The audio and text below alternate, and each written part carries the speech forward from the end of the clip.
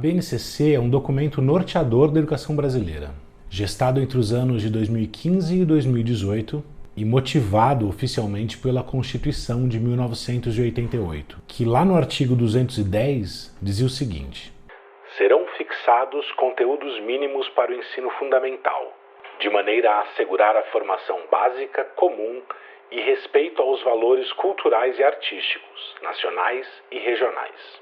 Em 1996, a Lei de Diretrizes e Bases da Educação Nacional, conhecida como LDB, consolida a compreensão do que deveria ser uma base nacional comum curricular. E lá no artigo 26 está escrito o seguinte: os currículos da educação infantil, do ensino fundamental e do ensino médio devem ter base nacional comum, a ser complementada em cada sistema de ensino e em cada estabelecimento escolar, por uma parte diversificada, exigida pelas características regionais e locais da sociedade, da cultura, da economia e dos educandos.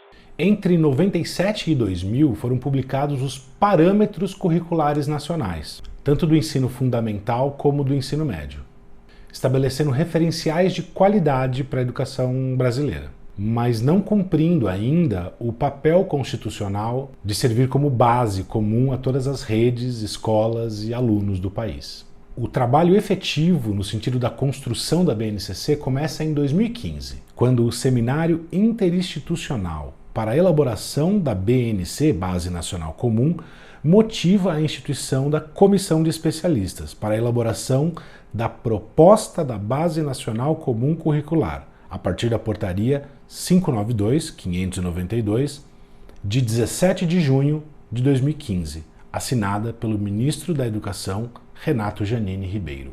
A portaria determinou que a comissão de especialistas seria composta por 116 membros, indicados entre professores, pesquisadores de universidades com reconhecida contribuição para a educação básica, representantes de todas as unidades da federação, indicados pelo Conselho Nacional dos Secretários de Educação, o CONSED, e pela União Nacional dos Dirigentes Municipais em Educação, a UNDIME. Em 16 de setembro de 2015, a primeira versão da BNCC foi disponibilizada e, a partir daí, houve um intenso movimento de discussão e de consultas públicas referentes a esse documento preliminar.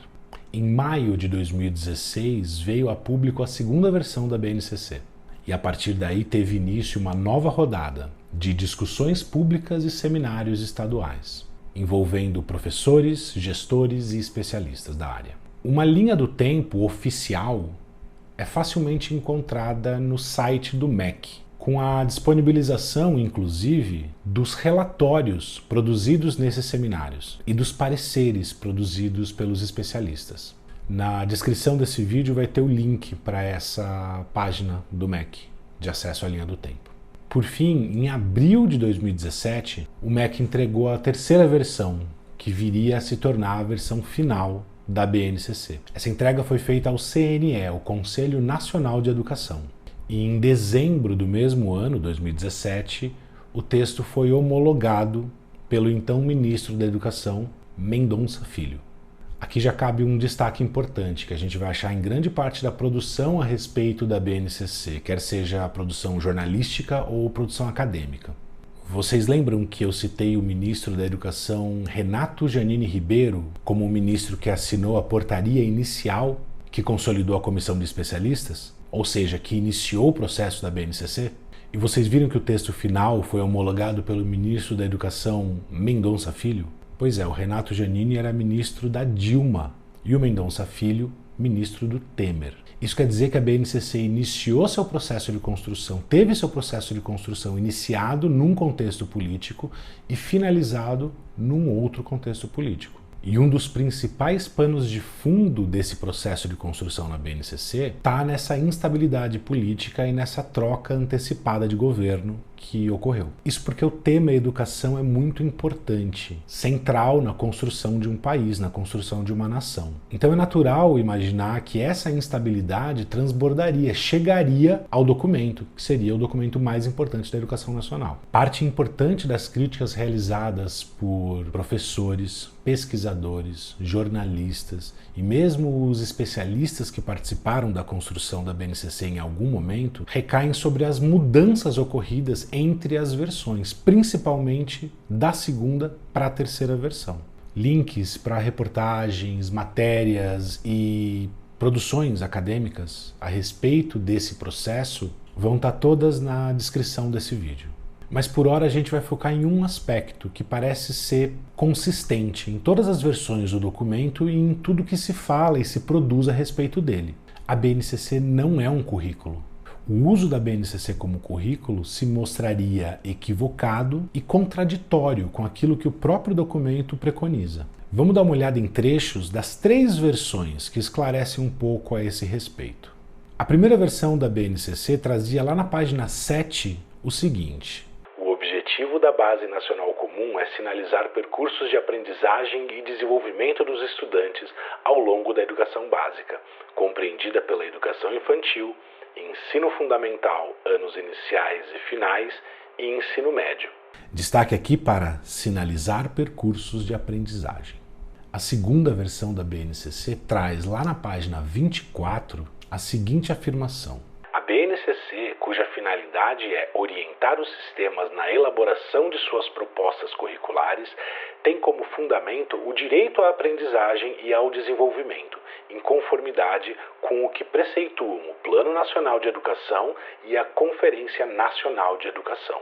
O destaque aqui vai para orientar os sistemas na elaboração de propostas curriculares. A versão final, lá nas páginas 7 e 8, é ainda mais completa, ao detalhar o seguinte: a Base Nacional Comum Curricular é o documento de caráter normativo que define o conjunto orgânico e progressivo de aprendizagens essenciais que todos os alunos devem desenvolver ao longo das etapas e modalidades da educação básica, de modo que a tenham assegurados seus direitos de aprendizagem e desenvolvimento. E no parágrafo seguinte: referência nacional para a formulação dos currículos dos sistemas e das redes escolares dos estados, do Distrito Federal e dos municípios e das propostas pedagógicas das instituições escolares, a BNCC integra a Política Nacional de Educação Básica e vai contribuir para o alinhamento de outras políticas e ações em âmbito federal, estadual e municipal, referentes à formação de professores, à avaliação, à elaboração de conteúdos educacionais e aos critérios para a oferta de infraestrutura adequada para o pleno desenvolvimento da educação. Aqui os destaques mais importantes estão em caráter normativo e referência para a formulação de currículos. Por mais que haja muita diferença e contestação entre as 3 versões, as 3 deixam claro que a BNCC não é um currículo, que não deve ser usada como tal, e que entrega as referências ou as bases, daí o nome, para a construção de currículo pelas diferentes redes, quer sejam elas federais, estaduais, particulares, municipais, enfim. Essa leitura e esses destaques parecem fundamentais, porque sem isso, a percepção e a apropriação do documento se darão de forma equivocada. No caso da educação física, para além do documento em si, uma série de autores vem se dispondo a discutir a BNCC e destacam essa característica não curricular ou de não currículo. O professor Mauro Betti lembra disso no artigo intitulado A Versão Final da BNCC da Educação Física no Ensino Fundamental. Menos virtudes, os mesmos defeitos. O professor Marcos Neira, em meio a diversas outras críticas ao texto final da base, também destaca essa característica no artigo Incoerências e Inconsistências da BNCC de Educação Física. Bem como Fernanda Impolseto e Evandro Moreira em A Educação Física Escolar na BNCC, Avanços e Desafios. Isso só para citar 3 artigos, publicados de 2018 para cá, ou seja, a partir da publicação do texto final da BNCC. Mais uma vez eu lembro que links de acesso aos conteúdos aqui citados, no caso esses artigos, vão estar na descrição do vídeo. Pois é, parece claro que a BNCC não é um currículo, mas uma base para a construção de currículos. Mas será que isso está claro lá na ponta? Na sala de aula? Na quadra de aula? No chão da escola? Ou no chão da quadra? Como se comportaram e como se comportam as redes federais, estaduais, municipais, privadas? Como se comportam os gestores, os professores? Como foi e como está sendo esse processo na prática? Os outros vídeos aqui do canal trarão boa parte dessas respostas, porque a gente conversou com professores atuantes no dia a dia escolar e fomos saber deles como a BNCC chegou no contexto que cada um atua. Um pequeno spoiler positivo nesse caso é que muitos deles relataram processos em que é possível identificar um esforço real no sentido de implantar ou implementar a base de maneira correta, com o seu uso efetivo na construção, aí sim, de propostas estaduais, municipais ou mesmo regionais, bem como norteando de maneira positiva as suas próprias práticas em sala de aula.